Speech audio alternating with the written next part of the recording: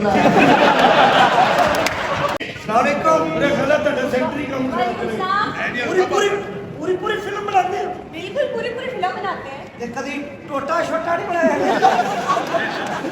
ਡਾਕੂਆਂ ਨੇ ਇੱਜ਼ਤ ਲੁੱਟੀ ਏ ਕੋਈ ਦਰਦਾਂ ਚ ਦਾ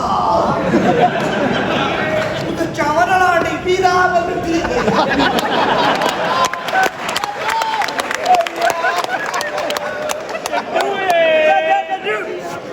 ਅੰਡਾ ਖਰਾਬਾ ਤੂੰ ਨਿਕਲ ਦੇਗਾ